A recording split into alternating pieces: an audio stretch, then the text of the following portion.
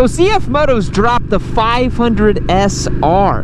This is a 500cc inline 4 machine that really doesn't seem to compete against anything, unless of course you remember that CFMoto has a blood feud against Kawasaki for some reason. CFMoto came out with the 450 SS a few years back. The marketing and the positioning of that bike was clearly aimed at trying to dethrone the Ninja 400, and I really think this 500 SR is a shot at the ZX4RR. CFMoto has done this really interesting thing where they identify sort of key features that the motorcycle they're competing against doesn't have, and they try to make their bike have that. So you think about the 450 SS, when it came out, it very clearly was positioned to compete against the Ninja 400, right? And what did they do? They made it styled really nice. They gave it a really cool TFT display, some lighting features that they knew people would like, bumped up the displacement, and gave it a 270-degree crank. So for a lot of beginner riders, you know, given that the price was there, a lot of them looked at the CFMoto and said, hey, why not? Sure, I'll go for that. And that's totally fair because people buy bikes based on the way that they look. And the 500 SR Voom, which, by the way, really, really weird name. I don't know why CFMoto called it that. That's a really bizarre name. You know, this motorcycle's got a lot going for it. It's got the design language of the Papio, which I think is a really cool design. It's got that 80s neo-retro thing. We're finally seeing motorcycles harken back to a time that isn't the 60s, he says as he rides a 60s-inspired scrambler. So, maybe don't take my word for it. But yeah, I see the Papio referenced on my Discord, I think at least once a week, if not every 3 days or so. People really, really dig that bike. They like the design language of it, and it's totally fair. And so to make something a little bit bigger, which again you see on the commercial for the 500 SR Voom, the front headlights are going to be a sort of intake system for it. It has these pipes in the back that almost look like you know, Ducati Panigale pipes, like the Termignonis or the Akrapovic that Ducati sells to the Panigale. They kind of under the tail, but also side mounted, dual exhaust, you know. And a 500cc inline 4 is again a little bump up in displacement over the ZX4RR. And so if they can make it priced even close to what the ZX4 is, but knowing CFMoto, they'll come in a little bit less. It'll be looking quite distinctive and interesting and have a little bit of bump up in displacement. I think that's really, really interesting. And the interesting thing about this is the fact that we're moving away from homologated race bikes. I don't really think we're ever going to see homologated race bikes again, other than superbikes, because World Superbike is strong, it's healthy, people like those bikes, it's a halo item, they aspire to them, and I think that's really neat. But you know, the middleweight, especially now with the new generation super sport middleweight rules where you can fit any motorcycle you want in there as long as it's power restricted. You know, you got the Panigale V2, the MP Agustas, the Gixxer 750s, the R6. I mean, that category is a mess right now. I think it's fantastic that we have what's going to be a very street-oriented 500cc four-cylinder. And look, I know what you're going to say, Yam, we miss the R6. We miss having 16,000 RPM redline and ridiculously committed ergonomics. But the market disagrees with you if that's what you miss. The market certainly does not miss those because they were not selling that well and people did not want them. And I really liked the ZX4. I bought one as a giveaway bike in 2023, last year. Did extensive testing, extensive track time with it, extensive road miles with it. We modified it. It made a super cool sound, and after it had the flash, it worked really, really well. And so if this 500 SR Voom follows the same pattern that I've seen CFMoto, where they basically are just trying to like copy Kawasaki but just give a little bit extra features, you're gonna have a very street-oriented 500cc inline 4 machine, and that's a recipe for a very fun little motorcycle. But the sad part is, the news of this bike says that it's a domestic market bike only. That's what I've read, and so that means that this motorcycle will be for the Chinese market only, which is really sad. You know, I would love to see this thing come to the US market. I think there's plenty of appetite here for it, certainly for the European market, but I think they might struggle in the European market, because this motorcycle would certainly have to be A2 restricted. Now, you can make an inline 4 make not that much peak power, right? You can tune it for more mid-range torque and more linear power. But at the end of the day, a multi-cylinder bike, the higher the cylinders, the more the power builds, and you know, you don't get punchy low down torque so much as you get nice building acceleration. And I think the CFMoto will probably make somewhere to the tune of 70 to 80 horsepower at most. I don't think it's going to be as hopped up as the ZX4, but I don't think it's going to be trying to compete with something like the Honda CBR 650R. And I hope it's a whole lot less expensive than that bike too. But a brand new engine, brand new frame. It'll be interesting to see if CFMoto does anything else with that package. But I also think, you know, they're running into the same issue that Kawasaki has, where the positioning of these bikes is getting very, very hard to justify. You know, on showroom floors today at Kawasaki, you have a Ninja 500, a Ninja 650, a ZX4, a ZX6, a Z900, a ZX10, ZX14, H2. I don't know, there's so many microscopic slivers of different motorcycle categories within one manufacturer that, you know, the old paradigm of 300, 600,000 is completely out the window. That really doesn't exist anymore at all. So, you know, I think it's sort of market confusion to the entry-level rider, even to the intermediate-level rider, you know, of what is the stepping stone here. And perhaps what they've seen is that, you know, over time, people don't do stepping stones so much as, you know, there's a different buyer profile for each of these motorcycles, right? Someone who's buying a ZX4RR as their first motorcycle is very different than someone buying a ZX4RR even as their third or fourth motorcycle, right? That buyer profile is very different.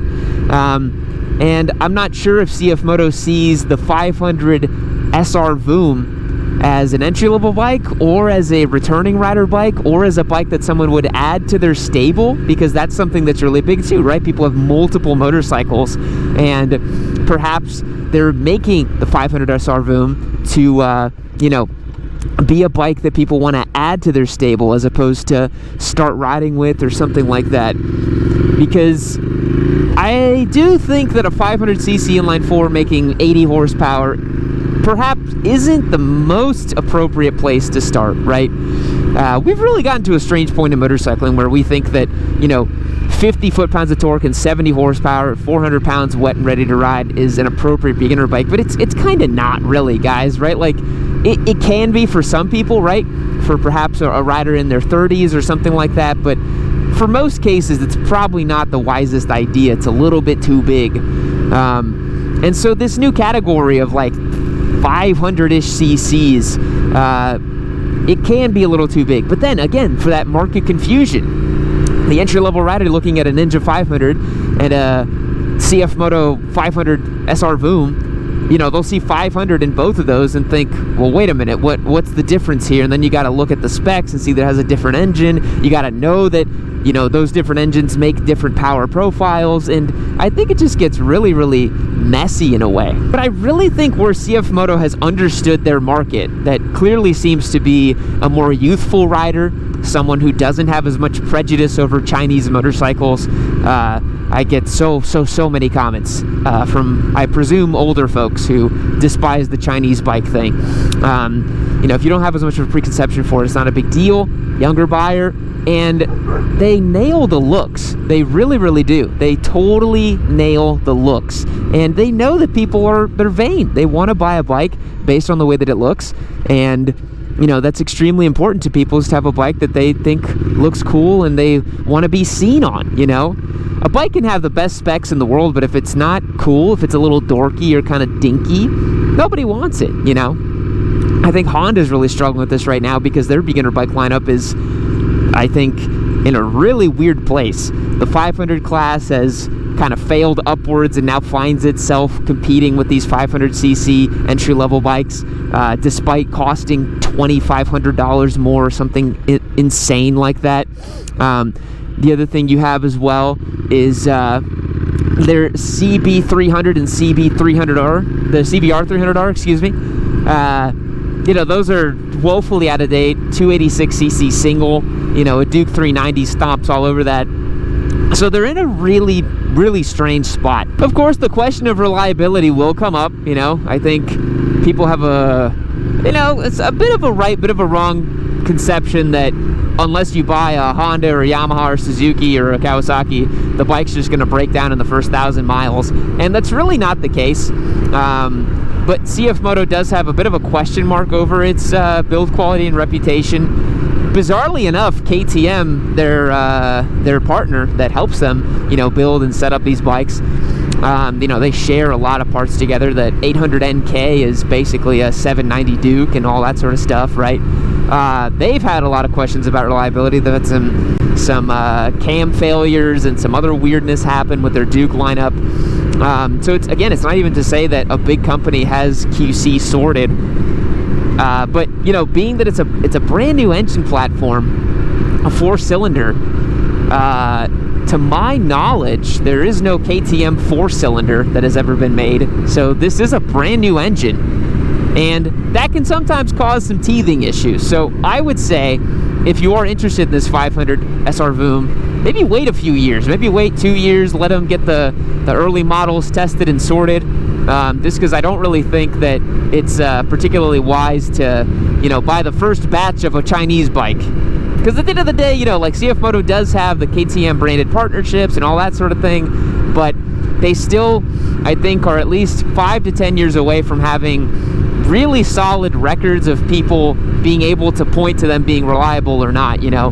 Like, you look at a Yamaha MT-09, for example, and the fact that the valve service is every 26,600 miles, you just know the thing is freaking bulletproof. You just know that, right? The CFMoto 500 is also adding to the trend of fun bikes over track-oriented bikes, right?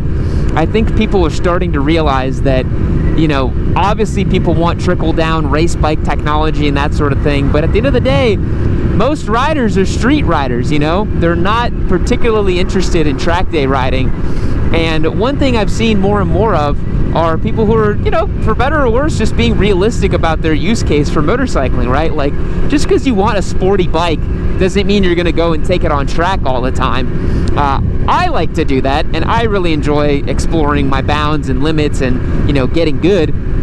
But for a lot of people, they want the fun, pep, and character and flavor of a race bike, but in something a little more normal for street duty, which, again, is so funny because it's totally cyclical, right?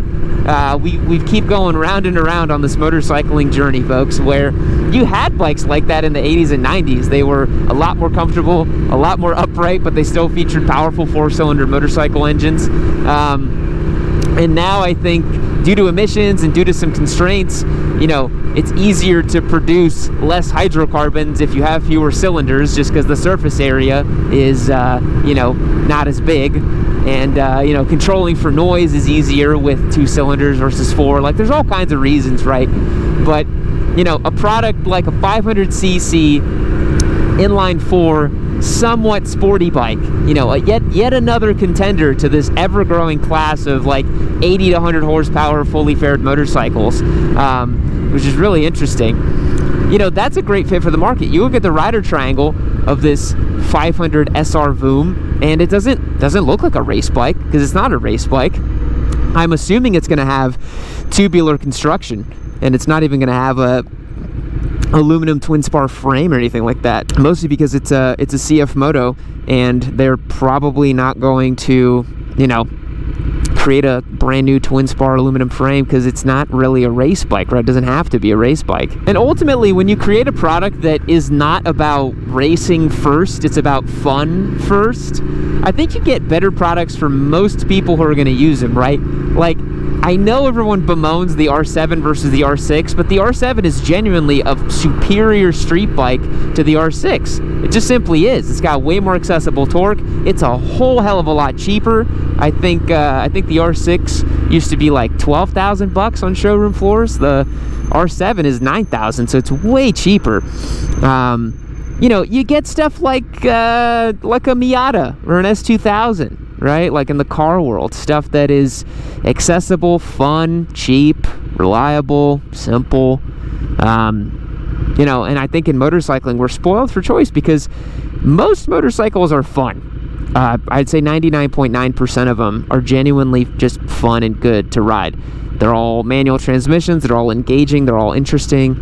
And a 500cc inline 4, you know, while the old heads among us, myself included, might say, what the heck, like, what are you going to do with that thing? What are you going to go race with that thing? What are you going to track with that thing? But that's not really the point of it, right? So boys, I think that's going to wrap up my thoughts on this CFMoto 500 SR. Let me know what you think down in the comments below. Do you think it's an interesting bike? Would you be interested in buying one? I am really curious to gauge the interest on this thing. And if it's not a Chinese-only motorcycle, because that has been the sad thing, we determined that it's apparently a domestic release only. It's not going to come to the United States. You know, if it does, would you like me to get one as a giveaway bike or do some features on it? Because I think that would be a lot of fun to own and ride that bike and see what it's all about. With all that being said, thanks so much for checking out today's video. If you want to support the show, head over to yamanoo.co. The conversation can keep going. I'm over there on Discord. You can hang out, chat with me, do anything you want to do. It's a ton of fun. And I will catch you guys in the next one. See you later.